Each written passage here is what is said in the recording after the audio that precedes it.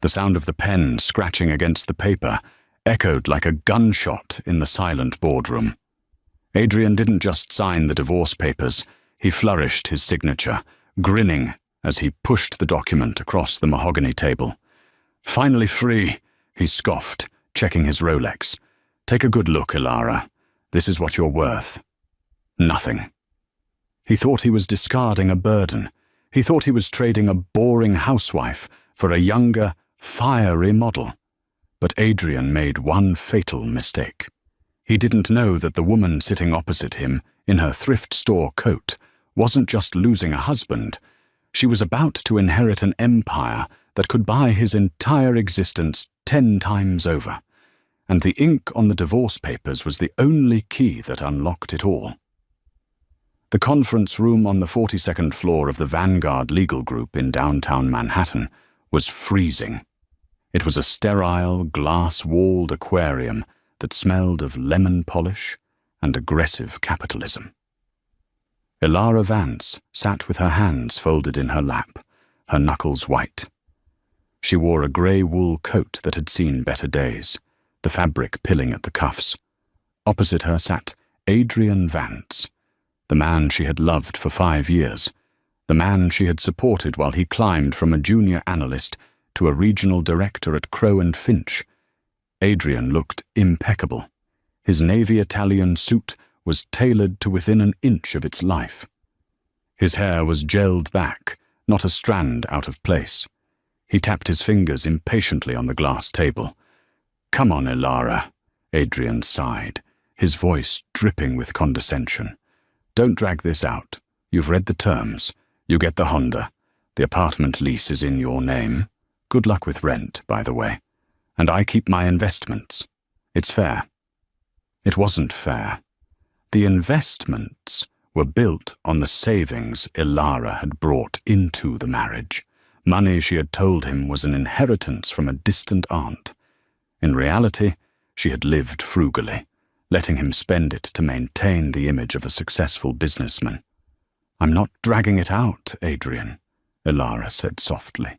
Her voice was steady, though her heart felt like it was being squeezed by a vice. "I just want to be sure you understand what you are signing. Clause 14b, the total severance agreement." Adrian laughed, a harsh, barking sound. He looked at his lawyer, a slimy man named Mr. Gorski, who smirked back.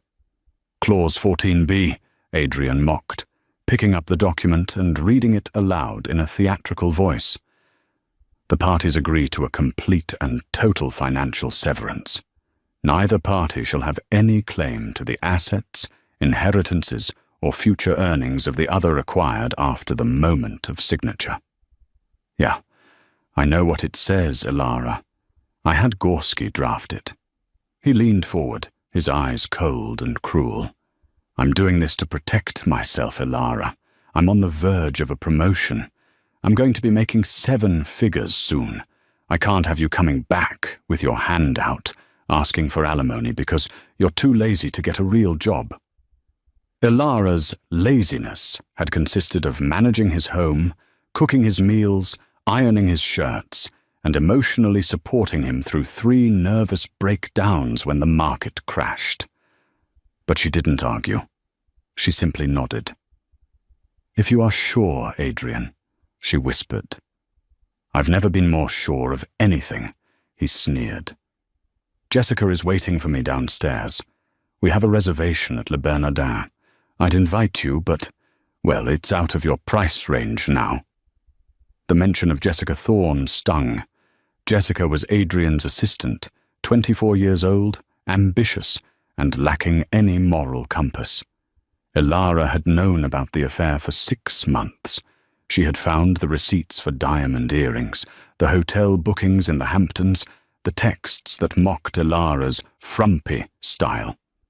Adrian uncapped his Mont Blanc pen, a gift Ilara had bought him for their 3rd anniversary, and pressed the nib to the paper. He signed his name with a flourish, the scratch of the ink loud in the room. He didn't just sign it, he attacked the paper. "There," he said, sliding the papers across to the mediator, a stoic older woman named Mrs. Higgins. Done. I am officially a free man.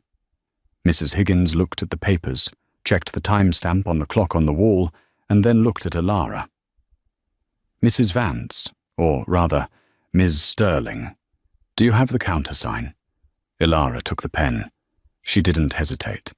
She signed her name, Elara Sterling. Sterling?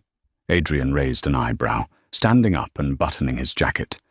Going back to your maiden name already? Good. Vance never really suited you. Too powerful. He checked his reflection in the glass window. Well, I'm off. Don't call me. Don't text me. If you can't pay the rent next month, ask the homeless shelter for a bed. He turned to leave, his hand on the door handle. Wait, Mrs. Higgins said. Her voice was sharp, commanding, totally unlike the passive mediator she had been 10 minutes ago. Adrian paused, looking annoyed. What now? I have a dinner to get to. The divorce is finalized, Mrs. Higgins said, placing a stamp on the document. The time of dissolution is recorded at 4:15 p.m. You are legally strangers. Fantastic, Adrian said. Goodbye. Mr. Vance, a deep voice boomed from the back of the room. The heavy oak doors at the far end of the conference room, which had been closed the entire time, swung open. A man walked in. He was elderly but imposing, wearing a 3-piece charcoal suit that cost more than Adrian's car. He carried a leather briefcase and walked with the authority of a man who owned the building. Adrian frowned. Who the hell are you? The man ignored Adrian and walked straight to Elara. He bowed his head slightly. Ms. Sterling, my deepest condolences for your loss, and my congratulations on your freedom. Elara stood up, her demeanor shifting. The hunch in her shoulders vanished. She stood tall, her chin lifted. Thank you, Mr. Blackwood. Is everything in order? Who is this? Adrian demanded, stepping back into the room. Elara, who is this old man? I am Arthur Sterling's personal attorney, Mr. Blackwood said, his voice like gravel. And I am the executor of his estate. Adrian froze. He blinked, trying to process the name. Arthur. Sterling?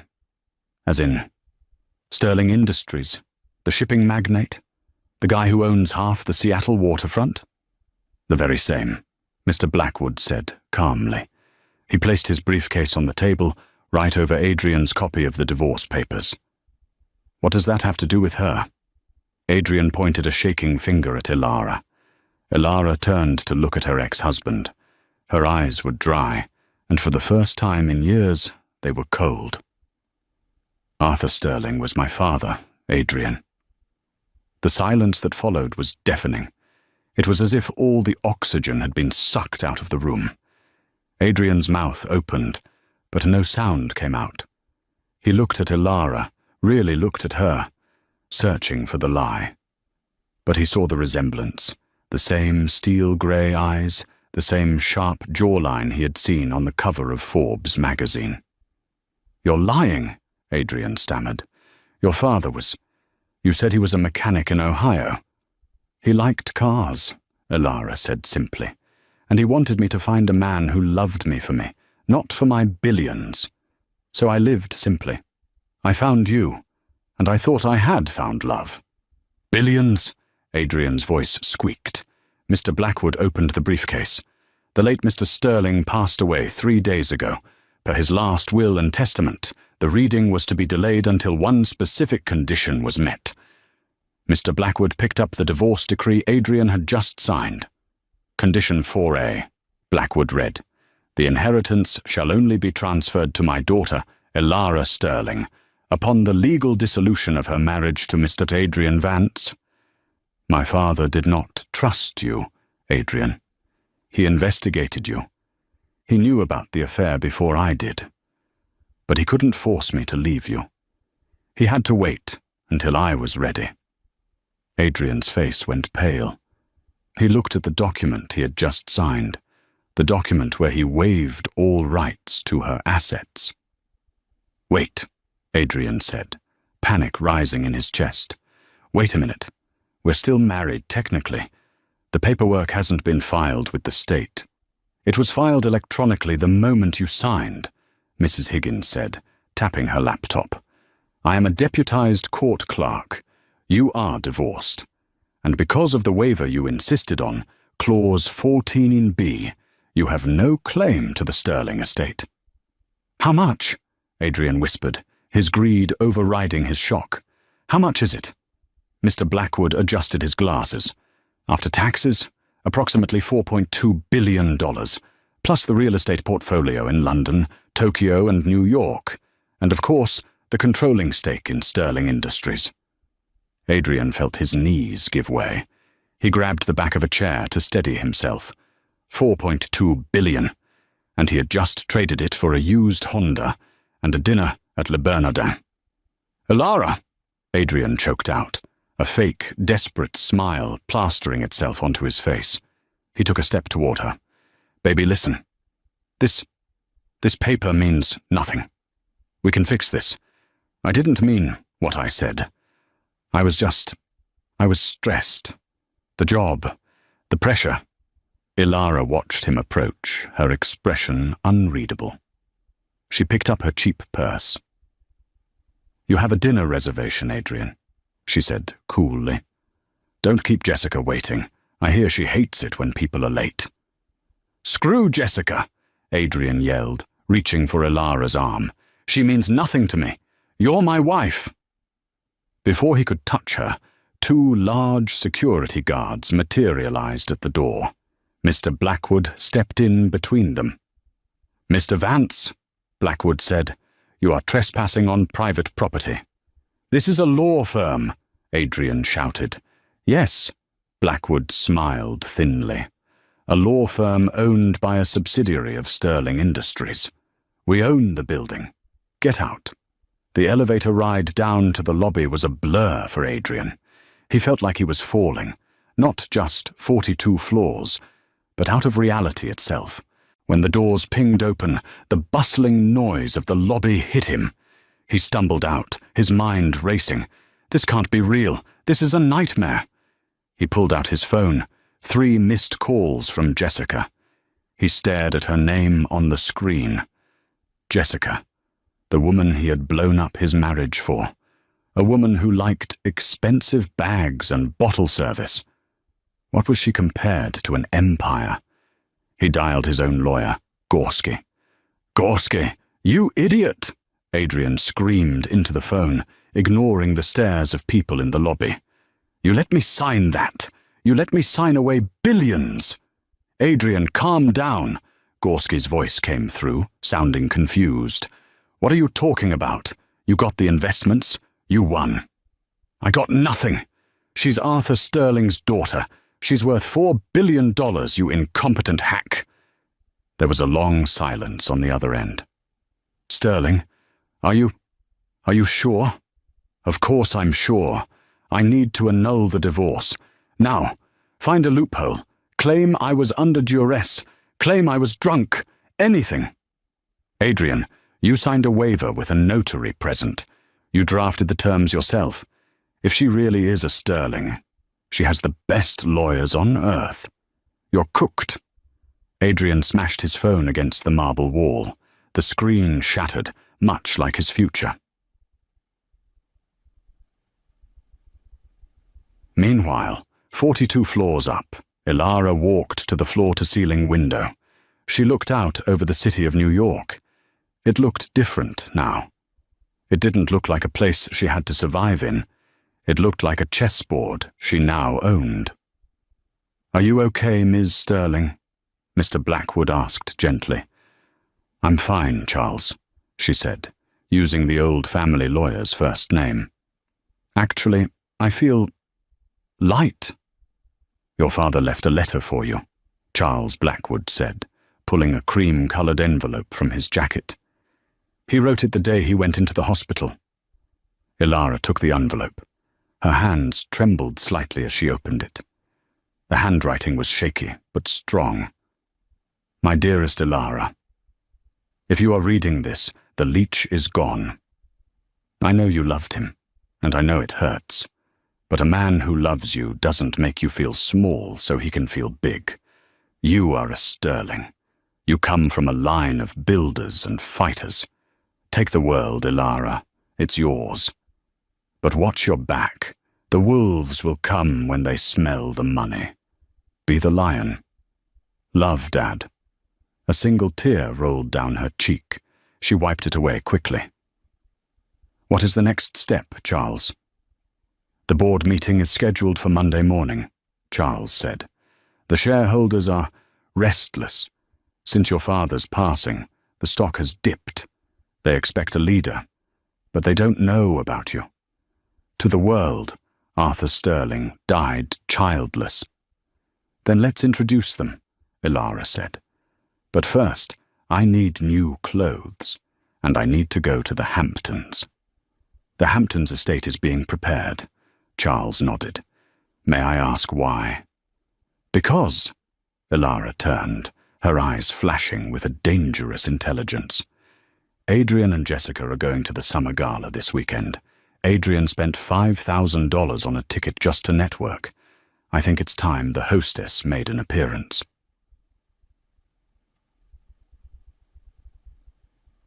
Saturday arrived with the humid heat of a New York summer. The Hamptons Charity Gala was the event of the season. It was held at the Sterling Manor, a sprawling oceanfront estate that had been closed for years. The invitees assumed the estate was just being rented out by the organizers. They didn't know the owner had returned. Adrian Vance parked his leased Porsche in the gravel driveway. He was sweating, and not just from the heat. For the last 3 days, he had tried to contact Ilara. He had gone to their apartment, but the locks were changed. He had gone to the motel she mentioned once, but she wasn't there. He was desperate. Adrian, stop fidgeting, Jessica snapped from the passenger seat. She was wearing a red dress that was cut too low and tight, screaming for attention. You've been acting weird all week. We're finally free. Let's celebrate.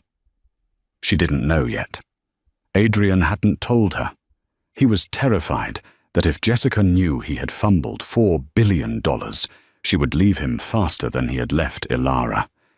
He needed to find Ilara, beg for forgiveness, and get back in before the news went public.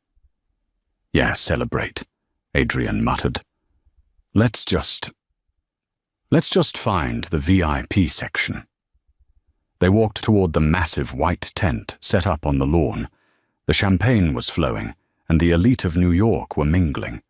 Adrian scanned the crowd, looking for potential investors for his startup, his backup plan if he couldn't get Ilara back.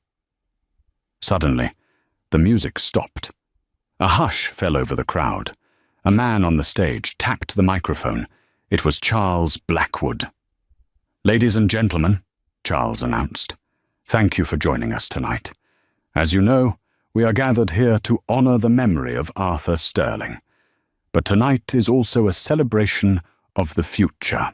Please welcome the new chairwoman of Sterling Industries and the owner of this estate, Ms. Ilara Sterling.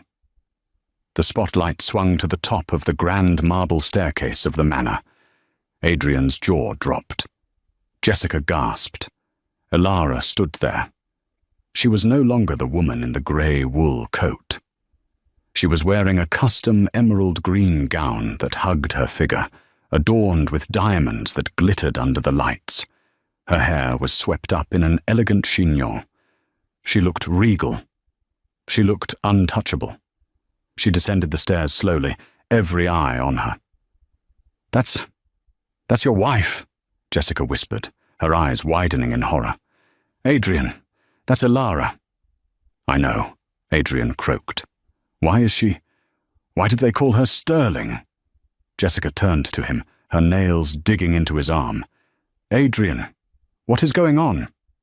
Ilara reached the bottom of the stairs and took the microphone. She scanned the crowd, her gaze landing squarely on Adrian and Jessica. She smiled, but it didn't reach her eyes. Thank you all for coming, Ilara's voice rang out, clear and confident. My father built this company on integrity, on loyalty, values that are rare these days." She paused, letting the silence hang. "I intend to run this company with the same values, which is why my first act as chairwoman will be to clean house. We are severing ties with partners who do not reflect our standards." She signaled to a waiter who walked over to Adrian. The waiter wasn't holding a tray of drinks. He was holding an envelope. "Mr. Vance?" the waiter asked, loudly enough for the surrounding circle to hear. "Yes?" Adrian said, his face burning. "Ms. Sterling asked me to give you this. It's a bill." "A bill?" "For the ticket to tonight's event," the waiter said. "Your credit card was declined, and since you are no longer a family member, the family discount has been revoked." Laughter rippled through the crowd. The humiliation was physical. Adrian felt like he had been slapped. "Declined!" Jessica shrieked. "You said you had money." "I do! I will!" Adrian stammered. Elara watched from the stage, sipping a glass of champagne. She wasn't done. This was just the appetizer. Monday morning in Manhattan broke with a grey, drizzling sky, matching the mood inside the conference room of Crowe and Finch. This wasn't just any meeting. This was the quarterly review with their biggest client, Sterling Industries. For years, Crowe and Finch had handled the logistics software for the Sterling shipping fleet. It was a contract worth $12 million a year. Usually, a senior partner handled this account. But today, the senior partner, Marcus Crowe, had made a specific request. "Adrian," Marcus had said earlier that morning, clapping a heavy hand on Adrian's shoulder. "I saw the news. I saw the gala. You were married to Elara Sterling, the heiress." "Ex-married, Marcus," Adrian muttered, nursing a hangover from a bottle of cheap scotch he'd consumed after the gala humiliation. "Whatever," Marcus waved his hand. "She's the new chairwoman. We need this contract renewed. You know her. You know how she thinks. I want you to lead the presentation today. Charm her. Remind her of the good times. Get us that signature." Adrian felt a cold sweat prickle his neck. "Marcus, I don't think that's a good idea. The divorce was contentious." "Fix it," Marcus snapped, his friendly demeanor vanishing. "You're a regional director. Act like one. If we lose Sterling, we lose 40% of our revenue. Don't make me regret promoting you." 2 hours later, Adrian sat at the head of the table, flanked by his team. The door opened. Elara walked in. She wasn't alone. Charles Blackwood was at her right, and 2 other severe-looking attorneys were at her left. She wore a sharp white suit that made her look like a blade in the dim room. She didn't look at Adrian. She took the seat at the opposite end of the long table. "Good morning," Elara said, opening a leather folder. "Let's proceed." Adrian stood up, smoothing his tie. He tried to summon the arrogance that had served him so well in the past, but his legs felt like jelly. "Elara, Ms. Sterling, it's good to see you. You look radiant." Elara finally looked at him. Her gaze was bored. "Mr. Vance, you have 10 minutes to explain why Sterling Industries should not terminate our contract for cause." "Terminate?" Adrian choked. "For cause? We've hit every metric. Our software efficiency is up 12%. "Your software is adequate," Elara said calmly. "Your ethics, however, are a liability." She slid a document down the table. Adrian picked it up. It was a printout of an email chain. His eyes widened. It was an email from his work account, sent to a competitor, offering to sell Sterling's shipping route data for a payout. "I didn't send this," Adrian gasped, looking at Marcus. "Marcus, I didn't send this." "The timestamp is from 2 months ago," Elara said. "Sent from your IP address. At the time, I was just your wife, cleaning your apartment. I saw you typing it. I saw you negotiating the price. You wanted extra cash to buy a diamond necklace for Miss Thorne, didn't you?" The room went silent. Marcus Crowe turned slowly to look at Adrian. His face was purple with rage. "Is this true?" Marcus whispered. "You tried to sell our client's data?" "She's lying," Adrian shouted, pointing at Alara. "She hacked me. She's trying to frame me because I left her." "We had a forensic audit done this morning," Charles Blackwood interjected smoothly. "The digital footprint is undeniable. Breach of confidentiality, corporate espionage, attempted fraud." Alara closed her folder. "Sterling Industries cannot do business with a firm that employs compromised agents. As of this moment, the contract is void." She stood up to leave. "Wait!" Marcus Crowe yelled, scrambling up. "Ms. Sterling, please! This is the action of a rogue employee. We didn't know. I will fire him. I'll fire him right now." Alara paused at the door. She turned back, a ghost of a smile playing on her lips. "You'll fire him. Immediately," Marcus barked. He turned to Adrian. "Pack your things. You're done. And expect a lawsuit from us for breach of contract." Adrian sat slumped in his chair, the breath knocked out of him. He looked at Alara, pleading with his eyes. "Please don't do this." Alara looked at Marcus. "If he is removed from the premises within the hour, and if Crowe and Finch agrees to a 20% reduction in fees for the next 5 years, we might reconsider renewing the contract." Marcus didn't hesitate. "Security!" he roared. 2 guards entered. The same guards, Adrian realized with horror, who had thrown him out of the law firm on Friday. "Get him out of here," Marcus ordered. As Adrian was dragged past Alara, she leaned in close, so only he could hear. "You wanted to keep your investments, Adrian? I hope you saved them. You're going to need a good defense attorney." Adrian was thrown out onto the sidewalk of Fifth Avenue with a cardboard box containing a stapler, a stress ball, and a picture frame of him and Jessica. It began to rain. He took a cab back to the apartment, the expensive penthouse he had leased 2 weeks ago, to impress Jessica. The rent was $8,000 a month. He had no job, no severance, and a lawsuit coming from his former employer. He burst through the door, soaking wet. "Jessica, we need to pack. We need to leave the city." The apartment was quiet. Too quiet. "Jessica." He walked into the bedroom. The closets were open. Empty. The jewelry box on the vanity. Empty. Even the expensive silk sheets he had bought were gone. On the bed lay a single piece of paper. It was a printout of a bank balance. Joint account, 450 euros, overdrawn, and a note scrawled in red lipstick on the mirror. "You said you were rich. You're a loser. Don't find me." Adrian stared at the mirror. He started to laugh. It was a manic, broken sound. She had left him. Of course she had. She was a parasite, and the host was dying. He fell onto the bare mattress, staring at the ceiling. He had nothing. No wife, no job, no mistress, no money. But then a dark thought crept into his mind, a thought fueled by desperation and rage.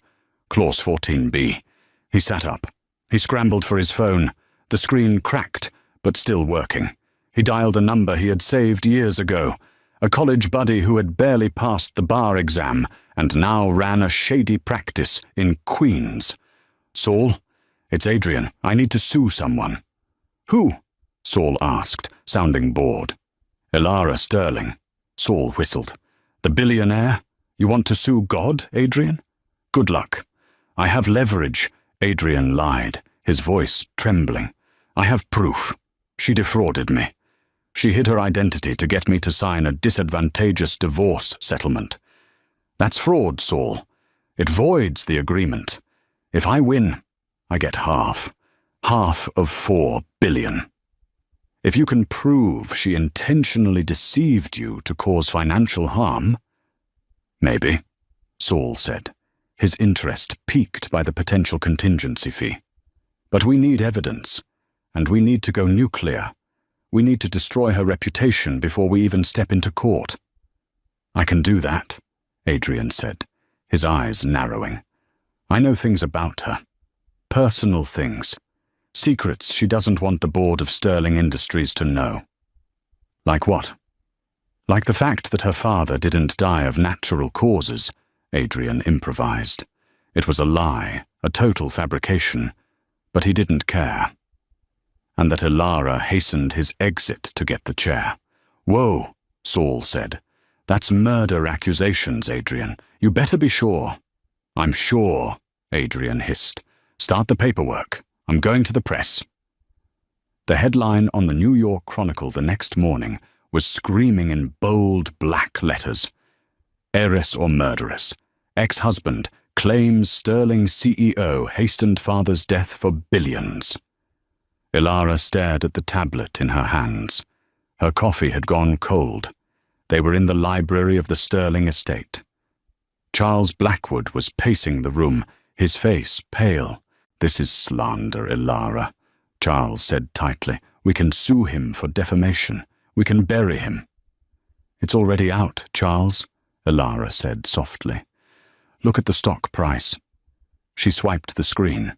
Sterling Industries stock was down 8% in pre-market trading. The board was calling every 5 minutes. The shareholders were panicking. Adrian knew exactly where to hit. He didn't need to win in court. He just needed to make her look unstable enough to be removed as CEO. If she settled with him to make him go away, he would win. "He wants a payout," Ilara realized. "He's blackmailing me." "We should pay him," one of the junior lawyers suggested nervously. "Give him 10 million. Make him sign an NDA. It stops the bleeding." "No," Ilara slammed her hand on the table. The china rattled. "That's what he wants. He thinks I'm the same woman who cooked his dinner and apologized when he had a bad day. He thinks I'm weak." She stood up and walked to the window. Outside, paparazzi were already swarming the gates of the estate. "He accused me of killing my father." Ilara's voice shook, not with fear, but with fury. "My father, who was the only person in the world who loved me unconditionally. Adrian has crossed a line he can't come back from." "What do you want to do?" Charles asked. "He wants a media war." Ilara turned, her eyes hard as diamonds. "Let's give him one. But we aren't going to talk about my father. We're going to talk about him." "We have the forensic report from Crow and Finch," Charles noted. "The attempted sale of data." "That's business," Ilara waved it off. "People find corporate espionage boring. We need something visceral, something that shows the world exactly who Adrian Vance is." She looked at Charles. "Get me the security footage from the apartment building, the old one, specifically the night of December 14th last year." Charles frowned. "December 14th? What happened then?" "That was the night I confronted him about his gambling debts," Ilara said quietly. "He didn't take it well. He lost his temper." Charles's face darkened. "He hit you?" "He threw a vase. It missed me, but it shattered against the wall next to my head. Then he grabbed me by the throat and told me I was worthless without him. The hallway camera. The door was open. It might have caught the audio, maybe even the visual. If we release that," Charles warned, "it will be humiliating for you. The world will see you as a victim." "No," Ilara corrected him. "They will see a survivor, and they will see a monster. And there's one more thing," Ilara added. "Find Jessica Thorne." "The mistress? She left him, didn't she? I bet she's angry. I bet she feels used. Find her. Offer her a job. Not a high-paying one, just a job, and an exclusive interview with Vanity Fair." 2 days later, Adrian sat in a booth at a dive bar in Queens, waiting for Saul. He felt good. The news cycle was dominated by his allegations. He had given 3 interviews, crying crocodile tears about how Ilara changed and how he feared for Arthur Sterling's safety. People were believing him. Or at least, they loved the drama enough to click. The TV above the bar was playing the news. "Turn that up," Adrian told the bartender. The anchor was looking serious. "Breaking news in the Sterling saga. Ilara Sterling has released a statement and a video." Adrian smiled. Here comes the settlement offer. But the screen didn't show a press release. It showed grainy black and white footage. It was a hallway. His hallway. Adrian's blood ran cold. On the screen, a younger Adrian was screaming, his face twisted in rage. The audio was clear. "You are nothing. You are a parasite. I spend the money because I earn the money. You just sit there and rot." Then, the sound of shattering glass. The video showed Adrian lunging at Ilara, pinning her against the doorframe, his hand around her neck.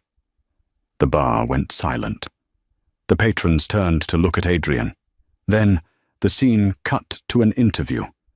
It was Jessica Thorne. She looked tired, wearing simple clothes, no makeup.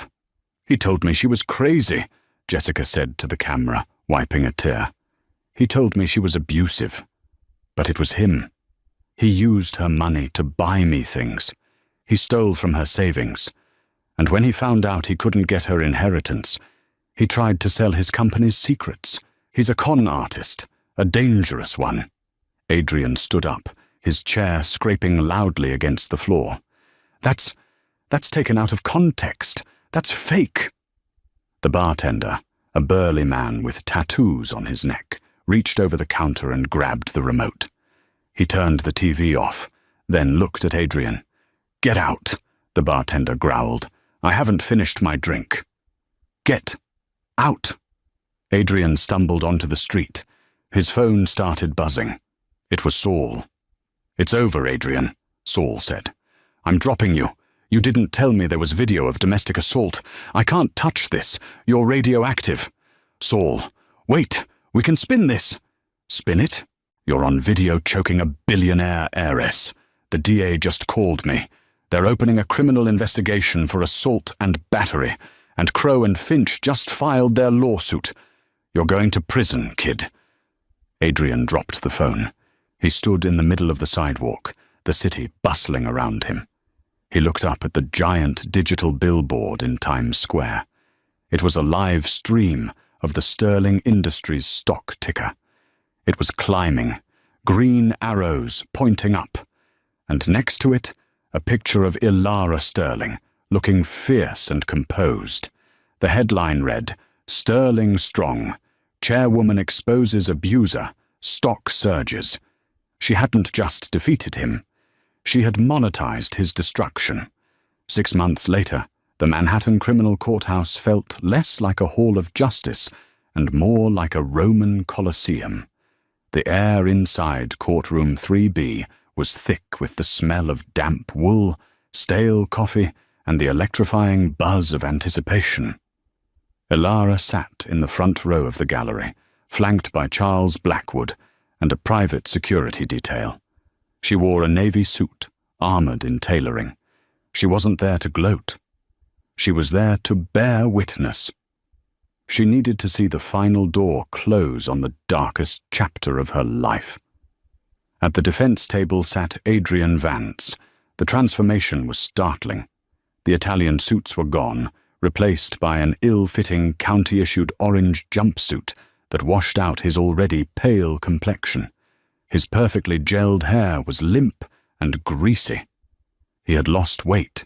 His cheekbones protruded sharply, giving him a skeletal, desperate look.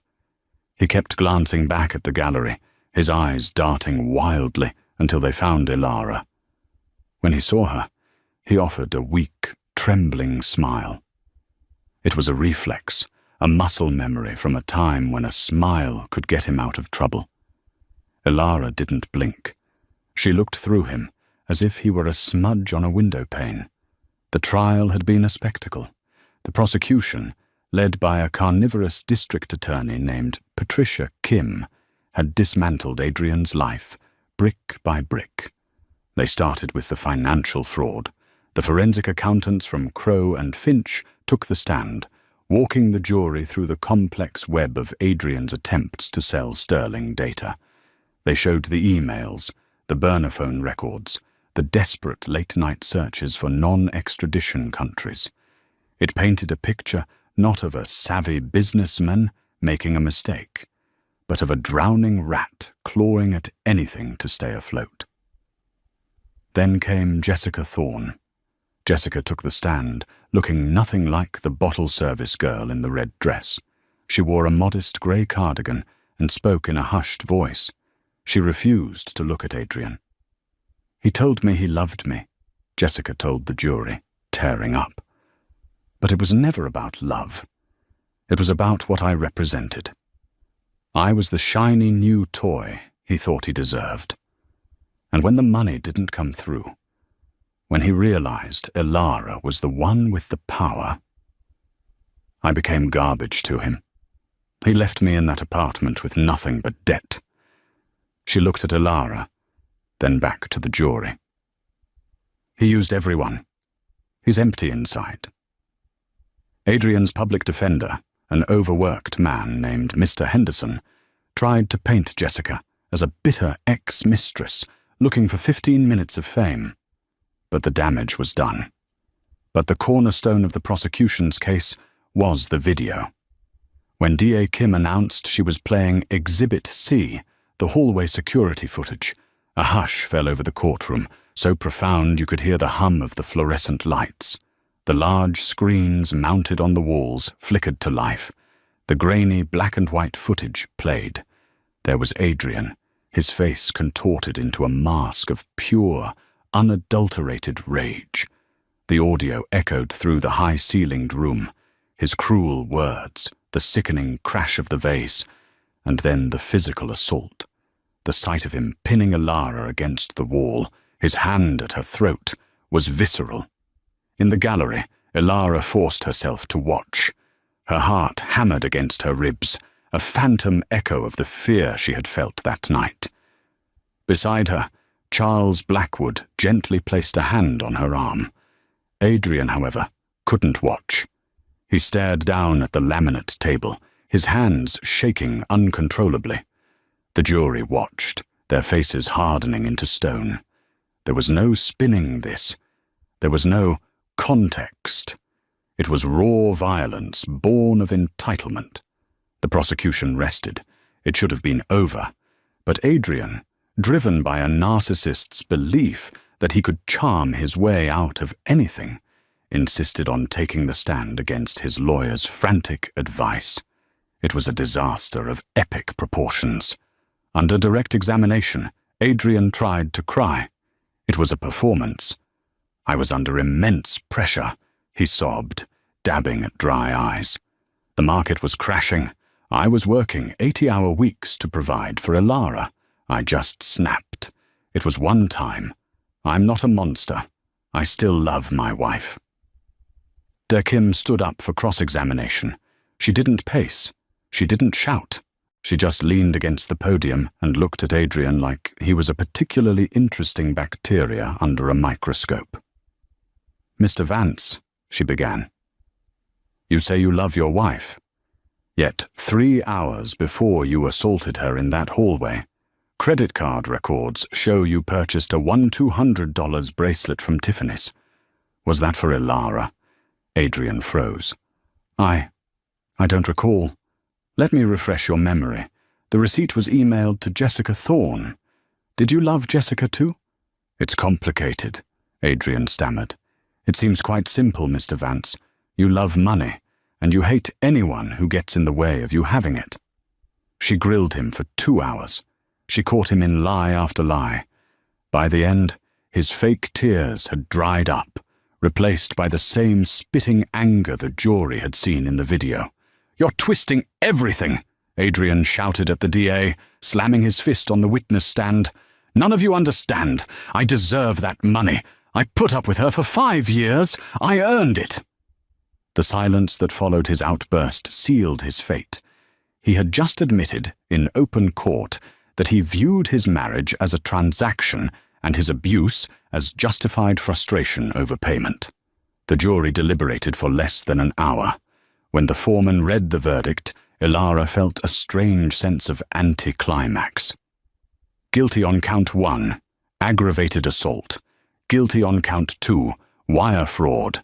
Guilty on count 3, corporate espionage.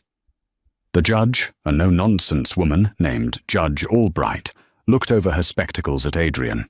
"Mr. Vance, your behavior has been reprehensible. You defrauded your employer, you terrorized your wife, and you attempted to manipulate this court with perjury. You are a danger to those around you." She sentenced him to 12 years in a federal penitentiary, with no possibility of parole for the first 10. As the bailiffs moved in to cuff Adrian, he lunged toward the gallery. He didn't get far, but his eyes locked onto Ilara's. "Ilara! Ilara, please!" he screamed, his voice cracking with genuine terror as the reality of prison crashed down on him. "Don't let them take me. I can fix this. Baby, I love you. Tell them we can work it out." He was still screaming her name as they dragged him through the side door. The heavy oak door slammed shut, cutting off his cries. Ilara let out a breath she felt like she had been holding for 5 years. The cage was finally closed, but she wasn't the one inside it anymore. "It's done," Charles whispered. "No, Charles," Ilara said, standing up and smoothing her suit jacket. The tremolo in her voice was gone, replaced by steel. "It's just beginning." A year later, the Seattle waterfront was shrouded in a thick morning mist. The cries of seagulls mingled with the distant foghorns of container ships navigating the Puget Sound. Ilara stood on the metal grating of a catwalk high above the Sterling shipyard. Below her, sparks flew as welders worked on the hull of a massive new freighter, the Arthur S. It was the flagship of the renewed fleet, the physical manifestation of the company's turnaround. Under Ilara's leadership, Sterling Industries had not only stabilized, it had evolved. She had sold off the bloated real estate divisions Adrian had coveted and reinvested everything into sustainable shipping technology. The stock price was triple what it had been the day she took over. She was featured on the cover of Forbes, the headline reading, "The Sterling Standard, How Ilara Sterling Raised an Empire from Ashes." She was successful, she was respected, but she was also profoundly tired. The fight had taken everything out of her. She lived in the sprawling Sterling manor, alone. The silence there was different now. It wasn't lonely, but it was heavy. She heard footsteps on the metal stairs behind her. It was Charles Blackwood. He was moving slower these days, the cane in his hand more of a necessity than an accessory. "I thought I'd find you here," Charles said, his breath clouding in the cold air. "It's 5 a.m., Ilara. The board meeting isn't until 9. "I like watching the work," Ilara said, keeping her eyes on the welders below. "It feels real, unlike boardrooms."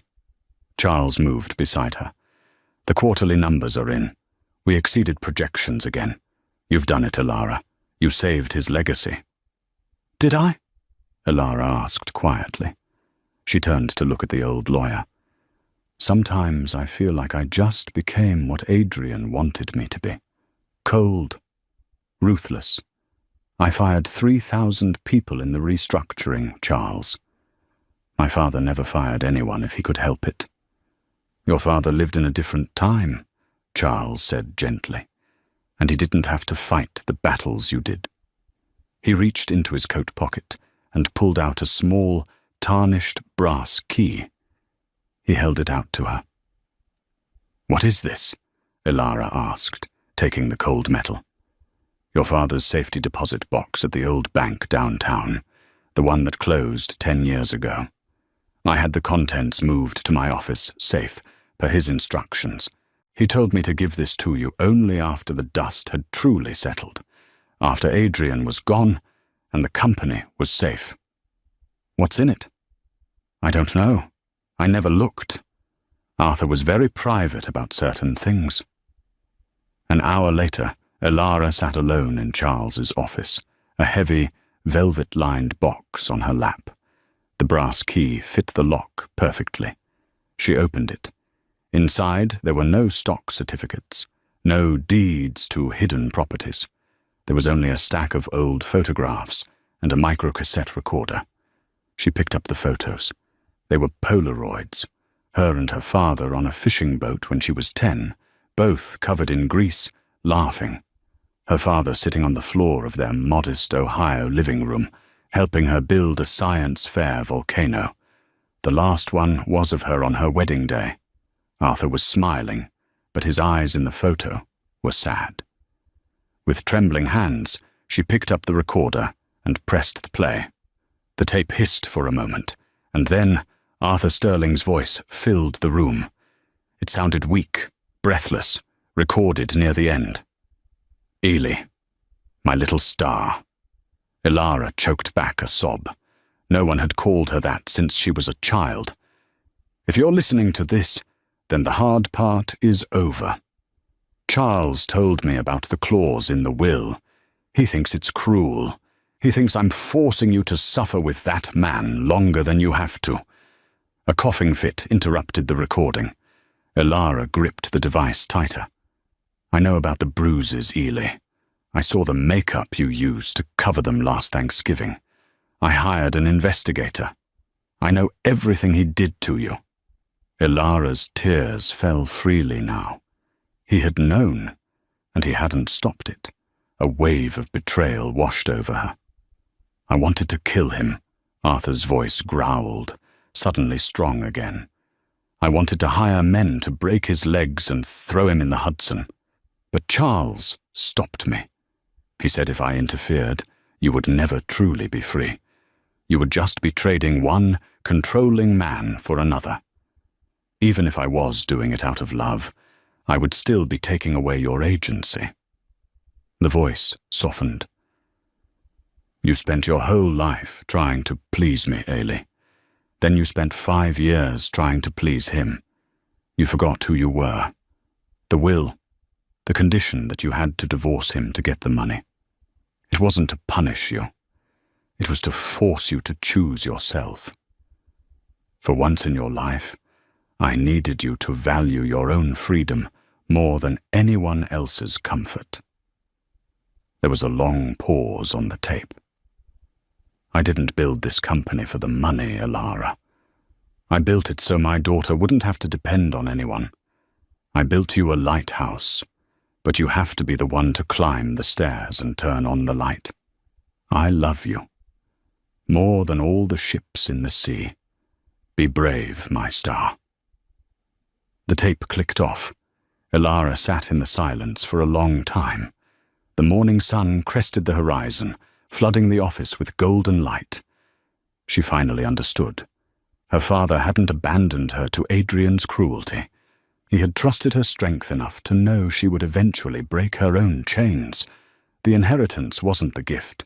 The divorce wasn't the gift. The gift was the necessity of action. He had forced her into a corner where her only option was to fight back, and in doing so, she had found the iron core of herself that Adrian had tried so hard to crush.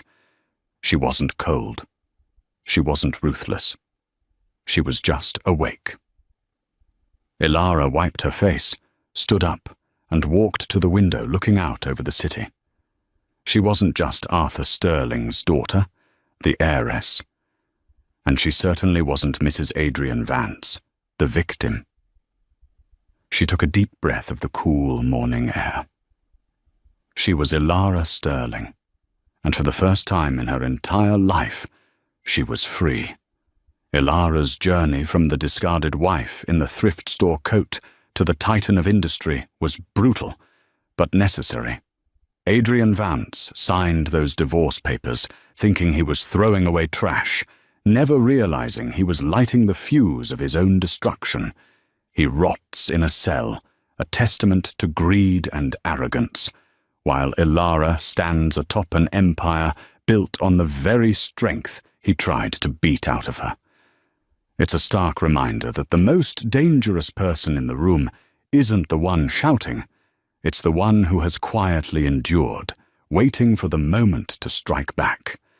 If Ilara's story of resilience and perfectly executed revenge fired you up, hit that like button and share this video with anyone who needs a reminder to know their own worth. And don't forget to subscribe and ring the bell so you never miss a story about justice being served cold. Thanks for watching.